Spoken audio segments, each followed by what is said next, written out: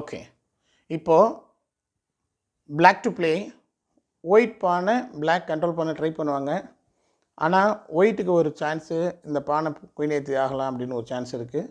அதை எப்படி ஏற்றணும் அப்படிங்கிற பாருங்கள். இங்கே செக் வச்சாங்கன்னா இவங்களுக்கு இங்கே இதை கண்ட்ரோல் பண்ணலான்னா முடியாது, இந்த பானை அடிச்சிடும். இங்கே போகலான்னா கிங் அடிச்சிடும். ஸோ இந்த பானை அட்டாக் பண்ணுறதுக்கான வாய்ப்பே ரூக்குக்கு இல்லை. இங்கே அட்டாக் பண்ணாங்கன்னா ஈஸியாக குயின் ஏற்றிடுவாங்க. சரிங்களா? ஸோ அங்கேயும் அட்டாக் பண்ண முடியாது. அப்போ ரூக் என்ன பண்ணுவாங்கன்னா செக்குங்கிற ஆப்ஷனை தவிர அவங்களுக்கு வேறு ஆப்ஷன் கிடையாது. செக் வச்சாங்கன்னா இப்போ நீங்கள் இங்கே போனீங்கன்னா இங்கே வச்சுருவாங்க. இப்போ நீங்கள் பான் புஷ் பண்ண முடியாது. கிங்கை எந்த பக்கம் ஆடினாலும் ரூக் இன்ட்டு பான் அடிச்சிடுவாங்க, ட்ரா பண்ணிடுவாங்க. ரைட்டுங்களா? அதனால் கிங் எப்பயுமே இந்த பானுக்கு பக்கத்தில் பின்னாடி இந்த ரூக்கு பின் பண்ணுற மாதிரி போகக்கூடாது. ஓகே. இந்த ரூக் இங்கே வந்தாங்கன்னா இங்கே செக் வைங்க, இங்கே வாங்க, இங்கே செக் வச்சாங்கன்னா இங்கே வாங்க, இங்கே செக் வச்சா இங்கே வாங்க, இங்கே செக் வச்சா இங்கே வந்துடுங்க. இப்போது அந்த கிங்கை குயினை ஏற்றுறதை அவங்களால அவாய்ட் பண்ண முடியாது.